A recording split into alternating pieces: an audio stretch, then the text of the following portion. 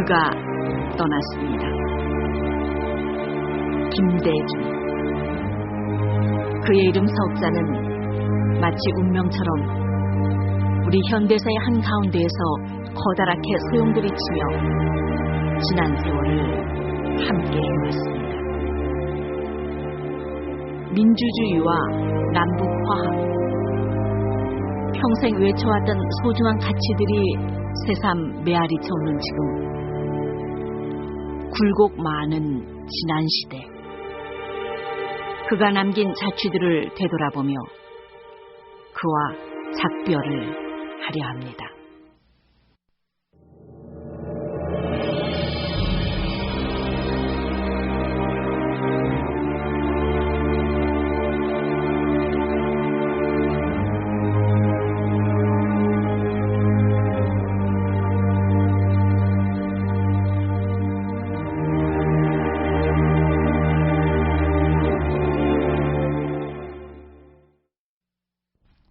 항구도시 목포, 저 유달산 산기슭에 실비라도 하염없이 내릴 적엔 이곳에서는 의례 민족의 서름을 담아 불렀던 노래의 첫 가사, 사공의 뱃노래가 하는 애조띤 가락이 여기저기서 흘러나오곤 했다.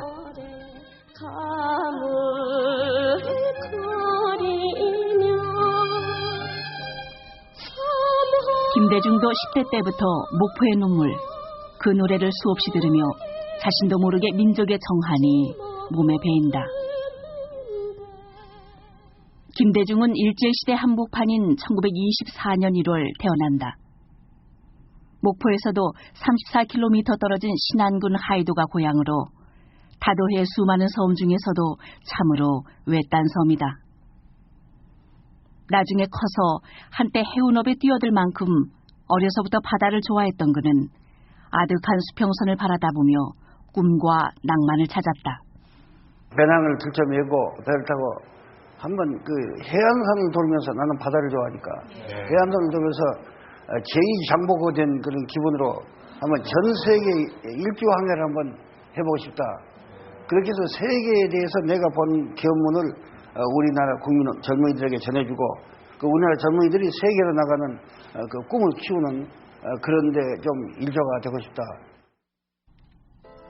그러나 그는 흔히 얘기하는 뱃사나이다운 억센 기질보다는 오히려 아주 섬세하고 여린 심성을 타고난 것으로 보인다.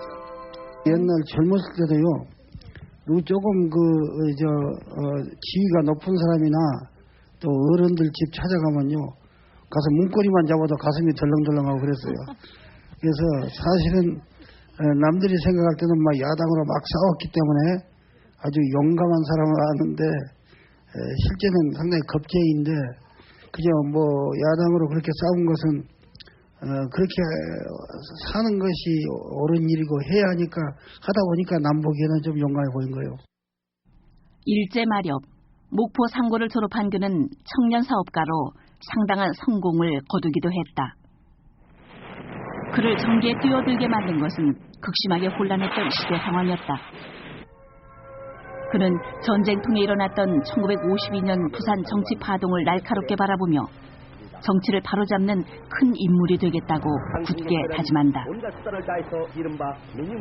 전쟁이 끝난 다음해인 1954년 제3대 국회의원 선거에서 목포에서 무소속으로 출마했으나 낙선. 그러나 이는 수차례 거듭된 실패의 시작일 뿐이었다. 그 양반이야말로 참 내가 풍운을 갖고 이렇게 표현을 했던, 난 그게 그 올바른 편이라고 이렇게 생각을 합니다. 왜 그랬냐면 그 손쉬운 가정이 전혀 없었다. 한 고비 넘길 때마다 어려움이 있었고 그 장애물이 있었단 말이에요. 연거푸 3번 국회의원 선거에서 고배를 마시고 그 와중에서 첫 부인과도 사별한다. 불운의 연속이었다. 처에 대해서 고생만 시키고 그러고 편한 때는 못 살았으니까 굉장히 가슴 아파요. 그래서 저번에도 묘소에 가서 이제 자식들 데리고 갔었는데, 그 묘소 앞에서 제가 아내한테 얘기를 했어요. 여보, 당신 참 고생만 많이 하고 갔는데 정말 내가 당신한테 뭐라고 미안한 말을 다 못하겠다. 언젠가 우리가 다시 만나지 않겠냐. 그때는 이별 없는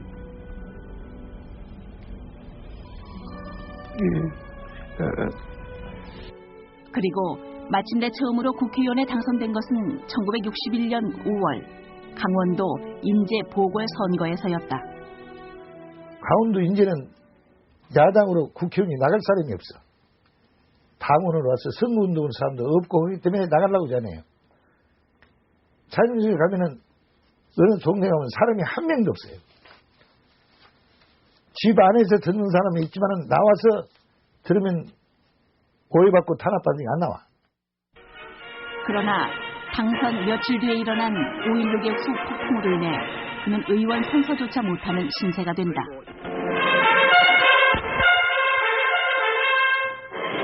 반기 4294년 5월 16일 부패와 무능으로 국민의 신망을 잃은 민주당 정권을 물리치고 보다 더 힘차고 복된 새나라를 이룩하기 위하여 우리 국군 장병들은 총궐기했습니다.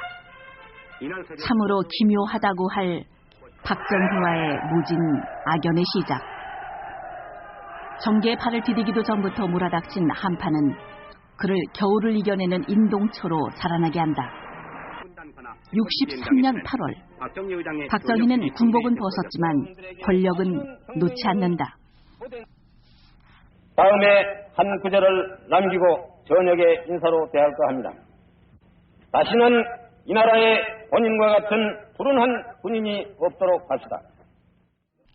절치부심의 원을 풀고 6대 국회에 진출한 것이 바로 그해 11월. 강력한 야당 재건에 팔을 걷어붙이고 나선 그는 2년도 안 돼 대변인에 오르면서 단번에 유능한 야당 정치인으로 떠오른다. 국회의사당은 갈수록 그의 동무대처럼 돼간다. 이러한 엄청난 통일가 있음에도 불구하고 계속적으로 면세에 타고난 연설 솜씨에다 의정 단상에서 20분 말하기 위해 10시간, 20시간 공부하는 열정을 쏟아부어 탄탄한 논리까지 갖추었다는 평을 듣기 시작한다. 지금도 김대중 도서관에 남아있는 손때 묻은 옛 자료들을 보면 그가 얼마나 사전 준비를 위해 노력했는지 어렵지 않게 알 수 있다. 그러한 집념으로 어느덧 권력의 정상을 내다보는 위치에 도달한다. 전서, 나는 북한을 준수하고 국가를 행인지 불행인지 갈고 닦은 경륜은 결국 박정희를 공격하는 데 쓰여진다. 박정희쇼, 당신에게 이 나라 민주주의에 대한 일편 양심이 있으면 당신에게 국민과 역사는 두려워한 시각이 있으면 어떤 일이 있더라도 삼성개혁만 하지 마라.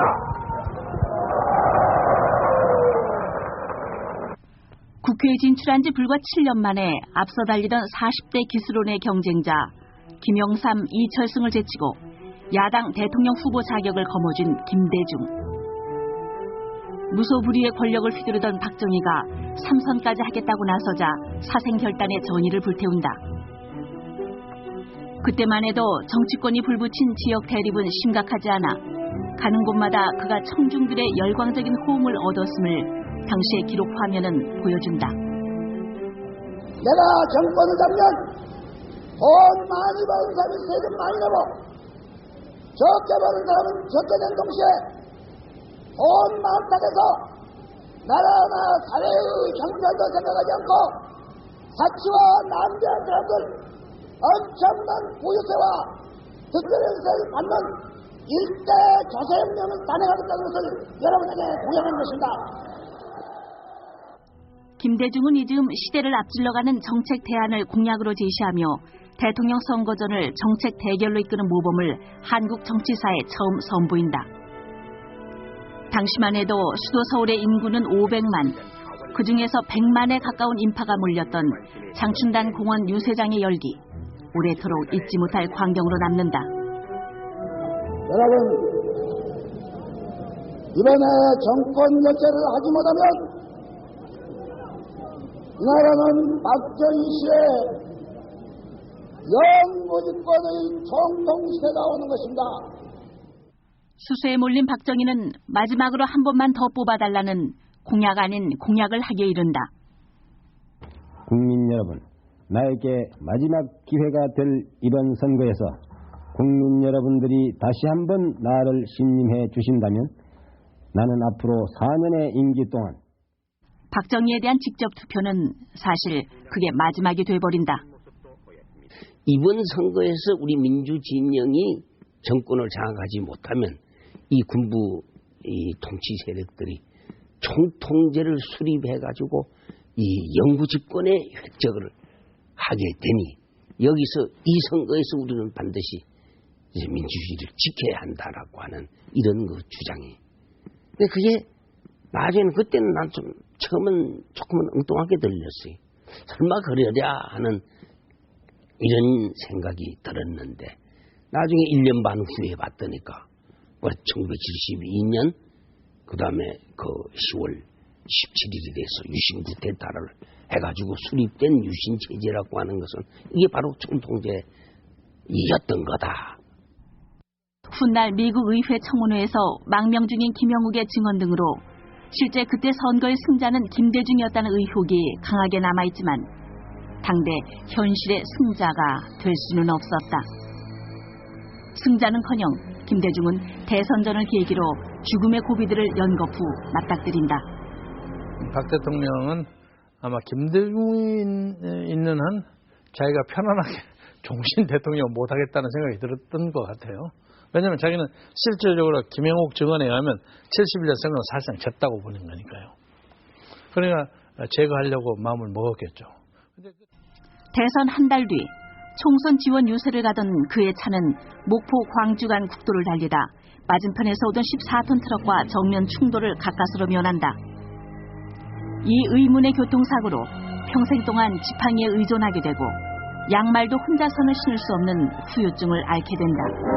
박정희 대통령은 1972년 10월 17일 저녁 7시를 기해 민족의 살기를 찾기 위한 특별선언을 발표하고 우리의 모든 제지에 유신적인 일대 개혁을 시작했습니다.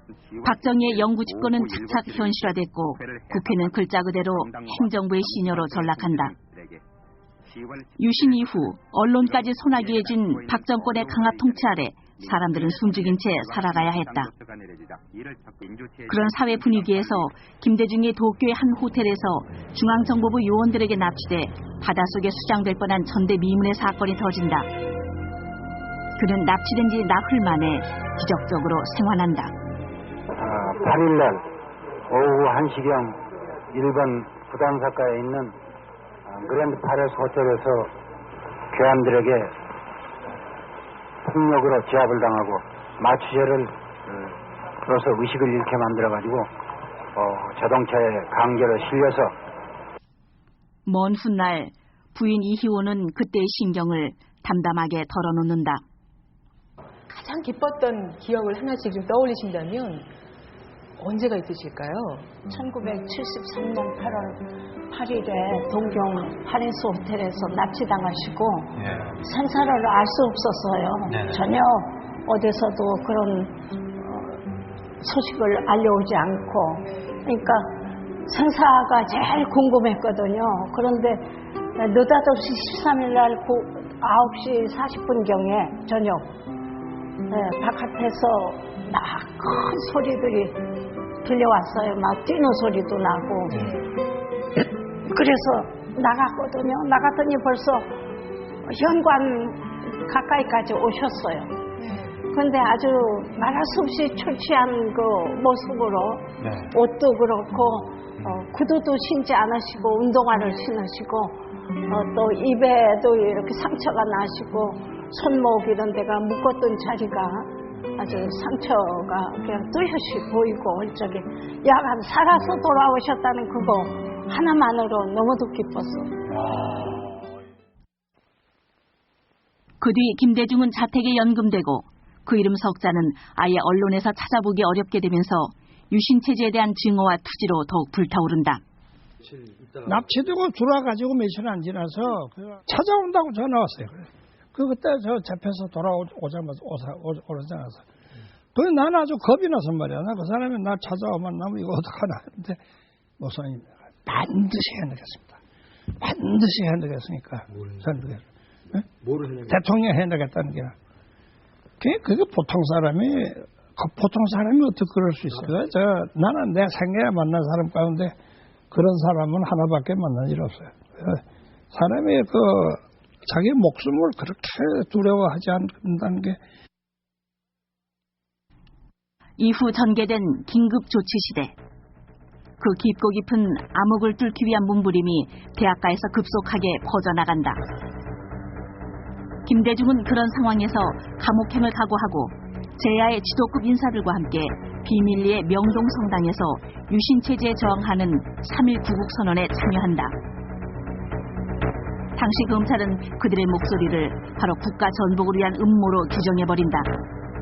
김대중, 문익환, 함세웅 등이 주동이 되어 윤보선, 정의령, 한석헌 등의 동조를 받아 춘계를 기하여 민중 선동에 의한 국가 변란을 획책하였던 것이다.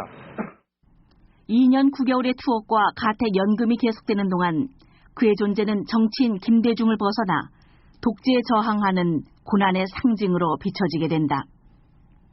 아울러 외부로부터 강요된 고독한 나날 동안 그는 정신적 기피를 더해간다. 정치가 중에서 비폭력 투쟁을 해야 된다라는 거를 강조한 사람은 제가 볼 때에는 김대중 씨 외엔 못 들었어요. 아주 공부벌레 비슷한 그런 진지한 혼을 갖고 있었어요. 그러니까는 그 사람이 그 군사정부를 대드는 용기를 가졌고, 그러한 논리를 가졌고, 그리고 영감을 신으로부터 받았다고 봅니다. But it was in the 70s. My impression of him, of course, then was that here was somebody who was willing to endure prison for his beliefs in freedom and democracy and the right to speak out. So my impression of him was very strong. This is a great, what I would call patriot. He was willing to suffer for his country in order for it to be what it should be and not just be what it is. 훗날 그는 노벨 평화상 후보에 김대중을 추천한다.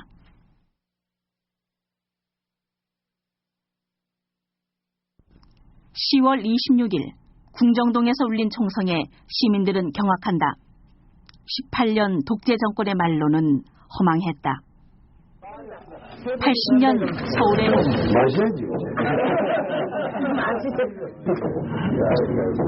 저의 유일한 정적은 이미 이 세상을 떠났습니다. 저는 유신체제하에 약간의 고난을 당했으나 보다 밝은 미래 사회를 창조하기 위해 어떠한 보복이나 협량을 절대 배격하겠습니다. 특히 저의 납치 사건에 관한 오늘을 기하여 이 사건에 관련되었던 모든 사람들을 용서할 것이며 더 이상 이 문제를 거론하지 않을 작정입니다. 그러나 김대중은 그 짧았던 봄에 창공을 나르려다 다시 철창에 갇혀버린다. 김대중 내란 음모 사건. 신군부는 그들의 폭압성에 맞서 떨쳐 일어났던 광주 항쟁을 오히려 김대중이 사주했다고 누명을 씌운다. 그 김대중 내란 음모 사건은 워낙 조작된 사건이었기 때문에 법정에서 처음으로 김대중 선생을 뵐 수 있었어요. 헌병 제지하던 말던 고개를 돌려서 이렇게 쳐다봤죠. 쳐다봤더니 최초로 제가 실물 김대중 선생을 보는 장면입니다.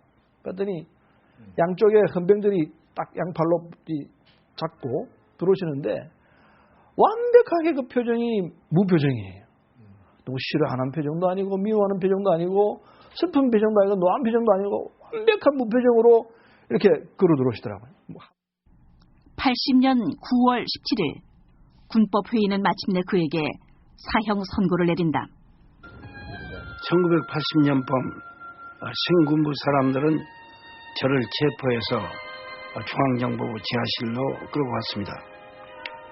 거기서 그들은 한편으로는 저를 죽이겠다고 위협을 하고 또 한편으로는 자기들과 협력하자고 되풀이 요청을 했었습니다. 저도 물론 살고 싶었습니다. 그러나 그 당시 민주주의를 위해서 목숨을 바친 수많은 사람들을 생각하고 또 제가 그렇게 사랑하던 우리 젊은이들을 생각할 때 도저히 그들과 협력할 수가 없었습니다. 사형수, 무기징역, 그리고 20년으로 감형되기까지 그 시간은 그와 가족 모두에게 혹독한 시기였다. 하루는 가져온 것이 아들 편이었어요. 그런데 내가 둘이 같이 다 5월 5.27 그때 잡혀가가지고 80년. 그래서 한 1년 동안 서로 소식이 끊겼다가 이제 편지가 왔습니다. 그런데 편지를 받았는데 너무도 가슴이 떨리고 눈물이 자꾸 쏟아져서 읽을 수가 없어요. 그런데 교도관은 밖에 왔다 갔다 하니까 창피해서 그래서 가슴 속에 교도관 그 죄수복 가슴 속에 넣고 그리고 이제 밤에 저녁 되기를 기다려서 교도소는 밤에도 방불 훤히 켜거든요. 그러니까 이제 들어가서 이불 쓰고 그 편지를 이제 전등불로 읽었습니다. 근데 거기에 교도관님 제발 이 편지를 우리 아버지에게 전해달라 부탁해놓고는 그 우리 아들 편지 사연에 그 자기가 내가 사형한도 받아가지고 감형될 때까지 그 몇 달 동안을 얼마나 떨린 가슴으로 살았는지 모르겠다. 그래서 지금은 아버지가 이렇게 살아계시니까 세상에 아무 걱정이 없다. 내가 고생한 거 아무것도 아니고 정말로 아버지 살아있는 이상 내게 행복이 없다고 이제 그런 의미로 편지가 왔었습니다. 김대중은 감옥에 있는 동안 모두 29번의 옥중 서신을 가족에게 보낸다.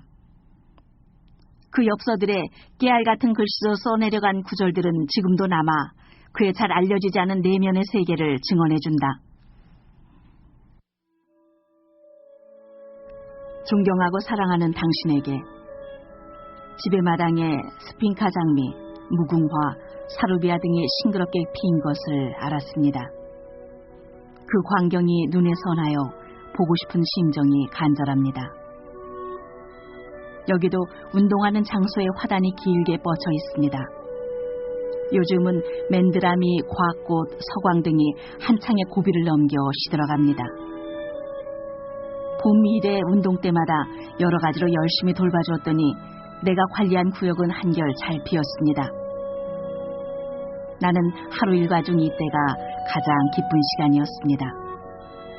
이제부터는 국화가 피는 것을 보는 것이 큰 기대거리입니다.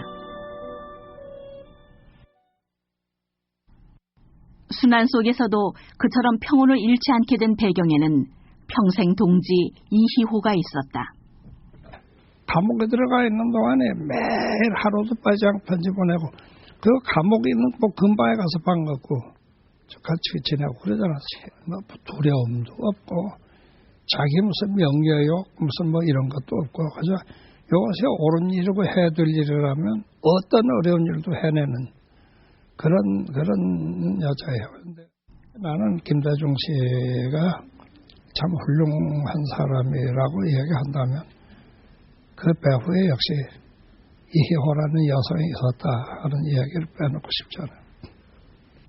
가족과 주고받은 그 옥중 서신은 훗날 국내에서뿐 아니라 외국에서도 번역 출판돼 읽는 이의 심금을 울려주게 된다. 가족에게 지워야 했던 짐이 컸던 탓일까? 김대중이 가졌던 아내와 자식들에 대한 애정은 남달랐다.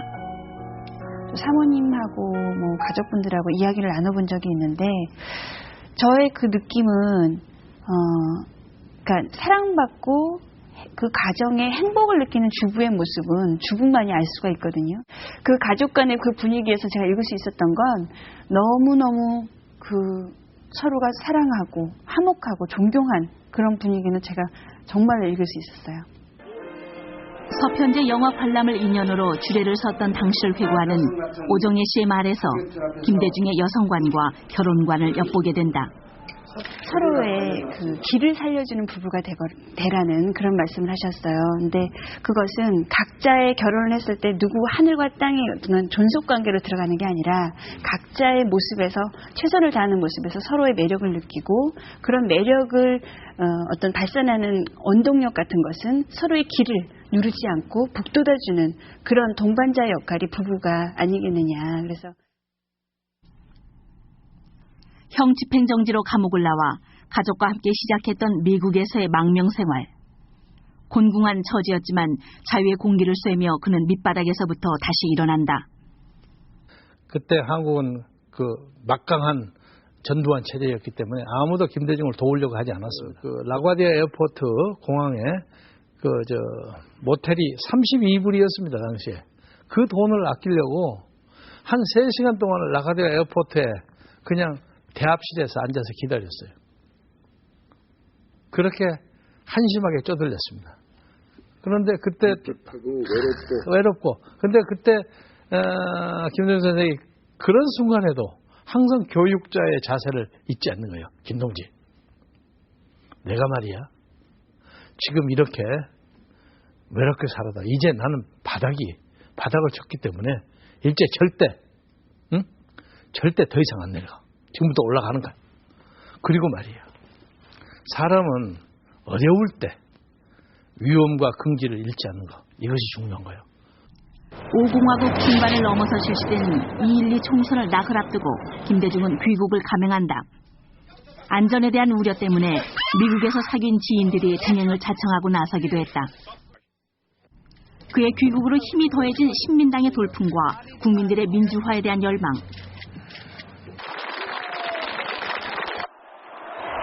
거리에서는 직선제 개헌과 독재 타도의 함성이 불길처럼 번져나간다. 마침내 넥타이 부대까지 합류한 6월 항쟁. 군사 독재 시대는 곧 끝날 것 같았다. 김대중이 두 번째 맞은 사면복권. 그에겐 실로 16년 만에 직접 유권자들을 접할 수 있는 기회였다. 다시 정치 계절의 봄이 왔지만 후보 단일화 문제로 난항을 겪던 김영삼과 김대중은 끝내 서로 등을 지고 만다. 언론에서는 김대중 선생을 야권 분열의 주범으로서 몰아가지고 아주 비판적으로 보도를 했습니다. 김대중 선생의 글이나 연설 중에서 특정한 구절만 뽑아서 보도하거나 전체 내용을 왜곡 보도함으로 해서 김대중 선생의 진면목을 보이지 못하게 했습니다. 87년의 민주화 이후에 양김이 단일화해서 정말 군사 정부를 완전히 종식시키고 새로운 민주화의 어떤 큰 기틀을 마련했으면 하는 많은 뜻있는 국민들의 기대와 소망에도 불구하고 결국 분열했고 결국 또 양김이 다 낙선함으로써 이 어정쩡한 노태우 준 군사정부를 탄생시켰던 그런 과오에 대해서는 아마 씻을 수 없는 것 중에 하나가 아닐까 이런 생각을 하고요. 김대중에겐 그래도 재기의 기회가 주어진다.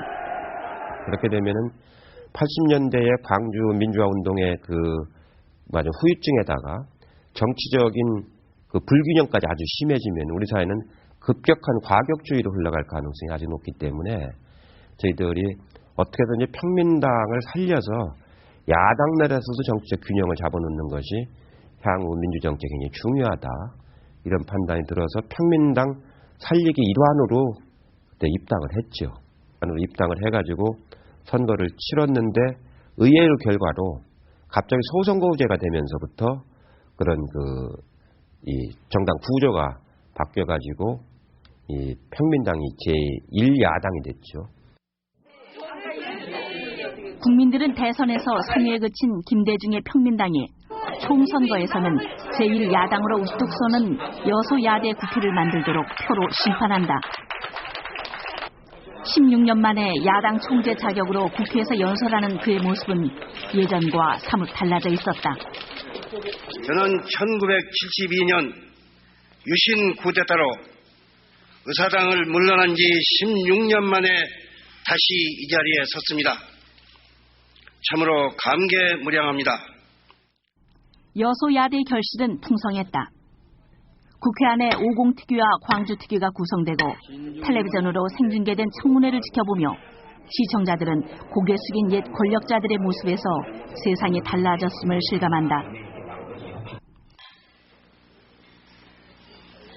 노태우 정권은 여소야대의 전국 구도에서 활로를 국내 정치에서보다 북방 외교에서 찾았고 북한에 대해서도 전향적인 정책을 편다. 저는 김대중 총재하면은 좀 용공 좌익 성향이 있는 그래 별로 좋지 않는 정치 지도자 아니냐라는 선입견을 가지고 있었습니다. 그런 깊은 대화에서 이분이 결코 용공 좌익의 그런 분이 아니구나. 그야말로 그 참 민주를 신봉하는 그런 지도자였구나라는 것을 저는 확신하게 되고. 90년 1월 22일 전격적으로 발표된 3당 합당 소식은 국민들의 눈을 어리둥절하게 만들었다. 그 연결고리는 내각제였다. 내각제가 되면은 내각제 첫 수상을 하시면 되지 않느냐. 이런 이제 얘기를 간절히 했는데 그 김대중 총재 측의 반응은 한마디로 자기는 물론 대통령에 대해서 가진 경륜을 펴보고 싶지만은 야당으로서 국민의 심판을 받아서 대통령이 되고자 하지 지금 민정당하고 뭐 이래 전부 합해서 그래서 대통령이 되고 싶지는 않다. 이렇게 거부를 하셨습니다. 다시 초라한 야권의 들판에 홀로 남겨졌던 김대중은 거대 여당에 맞서 야당 통합을 이루고 세 번째 대권 도전에 나선다. 3당 합당으로 군사정권과 손잡은 김영삼 후보. 재벌 총수 출신의 정주영 후보 대신 국민들이 자신을 선택할 것이라고 확신했지만 결과는 또다시 패배. 다음 날 아침. 존경하는 국민 여러분, 저는 또다시 국민 여러분의 신임을 얻는데 실패했습니다. 이제 저는 저에 대한 모든 평가를 역사에 맡기고 조용한 시민생활로 들어가겠습니다. 그는 곧이어 영국 케임브리지 대학 초청 연구원으로 고국을 떠나 바다 건너에서 회한을 달랜다. 은퇴 후에 적막함을 이기며 몰두했던 분야는 역시 한반도의 통일, 베를린 등지를 방문하며 통일 독일의 실상을 구석구석 살핀다. 경제 연구소를 하나 갔었거든요. 근데 거시경제 연구를 책임지는 그 박사님께서 나오셔갖고 독일 경제가 어떻게 돼 있느냐, 동독 경제가 어떻게 돼 있었고 통일 이후에 양독 관계에서 앞으로 독일 경제의 전망이 어떤 거냐 이런 거 갖고 이제 브리핑을 해드렸는데 과연 연구를 어느 정도 했길래 동독 경제가 이렇게 급격하게 붕괴될 수 있는 가능성을 예측하지 못했느냐. 그래서 그걸 하나하나를 자꾸 이렇게 질문을 하시면서 그것도 한 1시간 정도를 말이죠. 하여튼 그 지적인 호기심이 참 대단하신 분이다. 그러니까 그 박사도 그러시더라고요. 참 이분만큼 이 문제를 아주 예민하게 이게 치밀하게 이렇게 끌고 가시는 그런 지도자를 참 못 봤다. 94년 1월 한동안 잊혀졌던 그의 동정이 카메라에 다시 잡힌 건 갑자기 세상을 떠난 문익환 목사의 영결식장에서였다. 그는 이 자리에서 급기야 눈물을 쏟고 만다. 오랜 고난의 시절을 함께했던 문익환 목사를 먼저 떠나보내야 했던 그날 만감이 교차하는 듯했다. 목사님은 이 나라의 진정한 자유가 진정한 민주주의가 이룩되는 이 일을 위해서 제야 세력들이 뚜렷한 구심점 없이 표류하던 시절 김대중은 다시 정계 복귀를 결심한다. 존경하는 국민 여러분, 오늘 저는 참으로 고뇌찬 마음과 죄송한 심정으로 저의 정계 복귀에 대한 의사를 국민 여러분께 밝히는 바입니다. 그로부터 2년 뒤 그는 문민정부 말기의 경제난에서 준비된 대통령이라는 표로 국민에게 다가간다. 국민 여러분, 결코 낙심하지 맙시다. 우리는 6.25 폐허 속에서 이로써 세계 11번째의 경제력을 만든 그런 저력이 있는 국민입니다. 우리는 반드시 해낼 수 있습니다. 알려지지 않았던 그의 다양한 면면도 전파를 탄다. 홀라요. 잡아, 홀라요. 5,000원. 무조건 5,000원. 예, 그렇게 하시면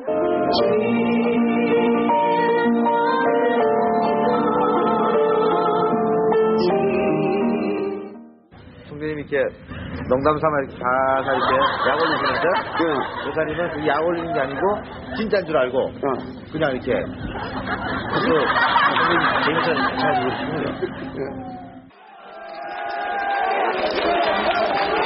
마침내 당선.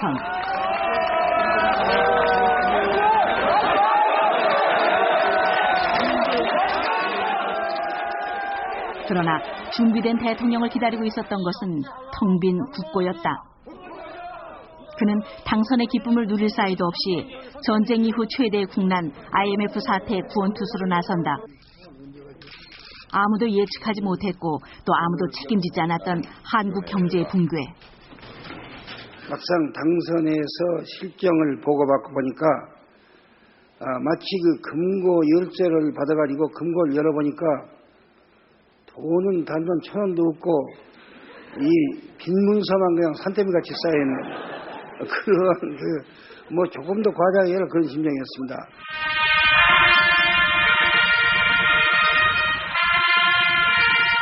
대통령 김대중, 정치 보복 없는 대화합의 시대를 약속하며 전 국민의 힘을 한데 모아나가자고 고소했다. 올 한 해 동안 물가는 오르고 실업자는 늘어날 것입니다. 소득은 떨어지고 기업부터서는 속출할 것입니다. 우리 모두는 지금 땀과 눈물과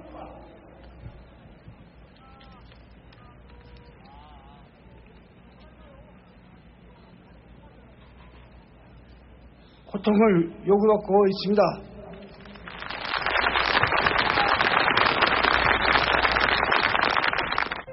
찬바람 부는 거리에 노숙자가 넘쳐나던 그런 상황에서 서민들을 위한 예산 배정도 여유가 없었던 그때 그가 역점을 기울인 건 외국 돈을 끌어오는 데 맞춰진다. 경제의 구조조정 같은 숱한 난제를 걸머진 채 노구의 몸을 이끌고 혼신의 힘을 다한다. 그리고 반드시 정부화 시대를 앞당기겠다는 구상을 밝히면서 젊은이들한테는 학벌에만 매달리지 않고 창조력과 도전 정신을 키워나가라는 메시지를 던진다. 이제 이 정보화 시대, 지식기반 경제 시대에는 한 사람 한 사람이 지적 능력을 발휘하고 문화적 아이디어 혹은 모험심 가지고 덤비고 이런 사람이 필요. 다시 말하면 한 사람 한 사람이 모두가 빌 게이츠가 되려고 하고 이 손정희가 되려고 하는 이런 사람들이 지금 필요한 시대가 되었습니다. 그리고 맞이한 서기 2000년. 재임 3년째가 되던 해 그는 마침내 필생의 승부수를 던진다. 북한은 우리의 특사 교환 제의를 수락할 것을 촉구합니다. 우리 대한민국 정부는 한반도 문제는 궁극적으로 남북한 당국자만이 해결할 수 있다고 확신하며 앞으로도 이와 같은 정책을 성의와 인내심을 가지고 일관되게 추진할 것입니다. 통일 독일의 수도에서 선언의 진실성을 대내외 과시하며 북한이 어떤 시기로든 응답을 하지 않을 수 없도록 한 고차원의 외교였다. 이후 대북 마쿠 접촉은 급물살을 타게 된다. 그리고 석 달 뒤 그가 평양 순안 공항에 내리는 역사적인 모습은 전 세계에 퍼져나간다. 자동차를 탔는데 근데 누가 옆에 턱 타더라고요. 그러니까 김정일 위원장이 탔어요. 모든 것이 이 과정은 정상적으로 생각을 하고 다가왔어요.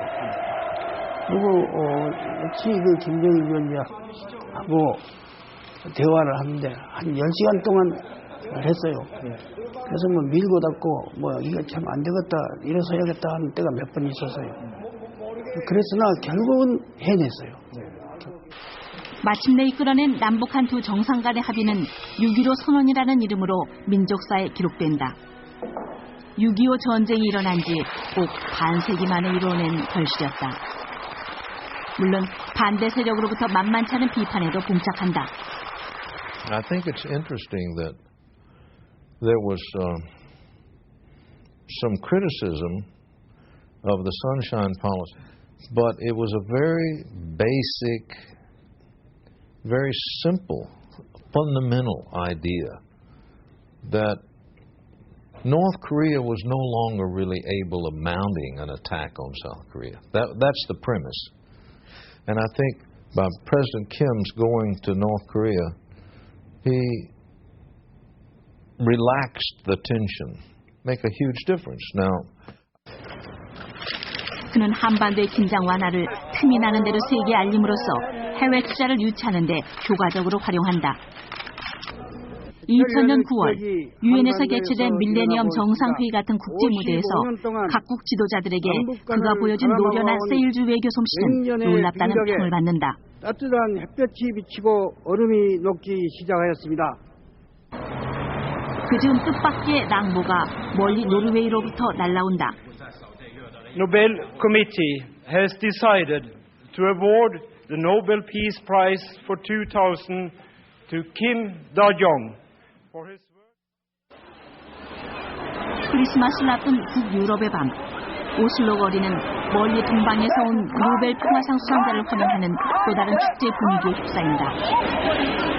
그것은 고난의 현대사를 헤쳐온 한국 국민과 그 한가운데 있던 인간 김대중에게 바쳐진 세계인의 존경이었다.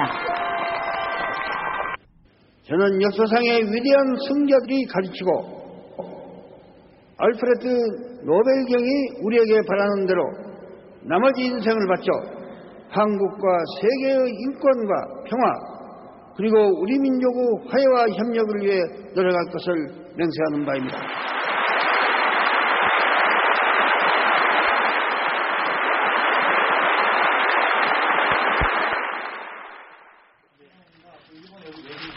(2001년 8월) 한국은 잔액 1억 4천만 달러를 전액 상환하고 IMF 구제금융 체제를 완전히 졸업한다.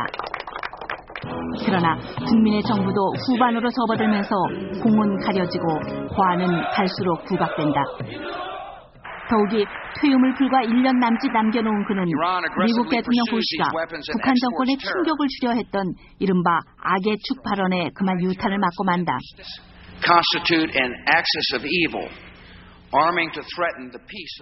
임기 내 기대했던 김정일의 답방 가능성은 그 뒤 사라지고 만다. 그리고 바로 그해 여름 21세기 최초의 월드컵에 한국팀이 첫 출전하는 부산 경기장은 흥분과 열광의 도가니였지만 경기를 지켜보는 김대중의 얼굴에는 깊은 시름이 담겨 있었다.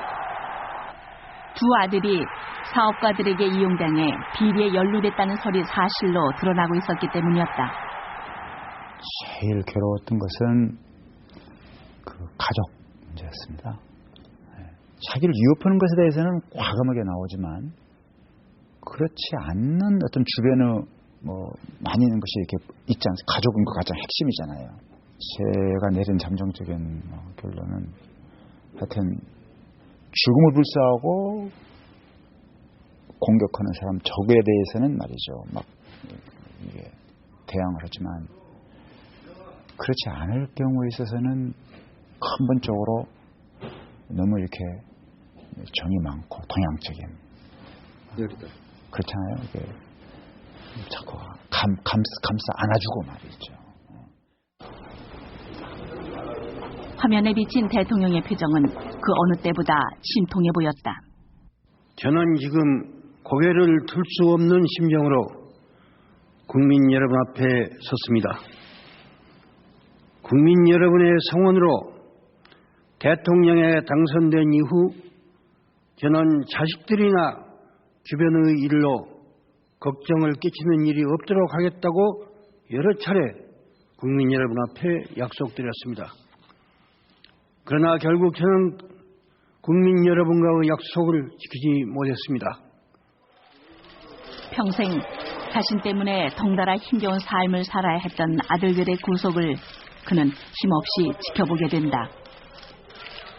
나라 경제를 다시 살려내느라 혼신의 힘을 다했던 그의 업적은 결국 빛을 발하기 시작했고 그의 지도력은 정권 말기라는 덫에 빠져든다. 집권 과정 속에서 그 친인척 관리에 실패함으로써 결국 이 임기의 많은 성취에도 불구하고 여전히 이 부정적인 이미지를 국민들에게 심어주는 뭐 이런 아쉬움이 있었다고 생각이 됩니다.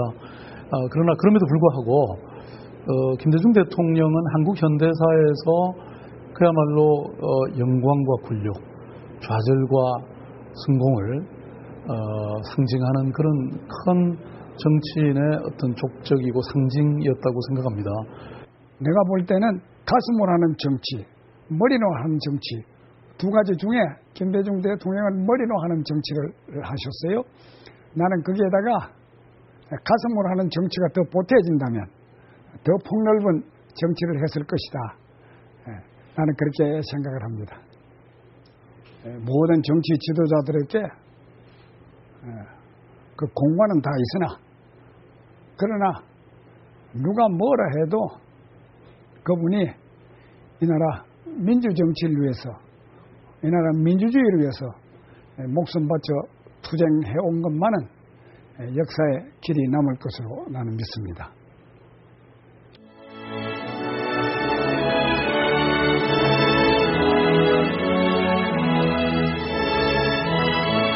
퇴임 직전 자신이 주재한 마지막 국무회의.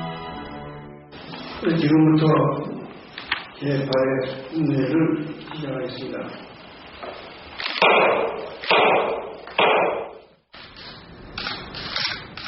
이렇게 하면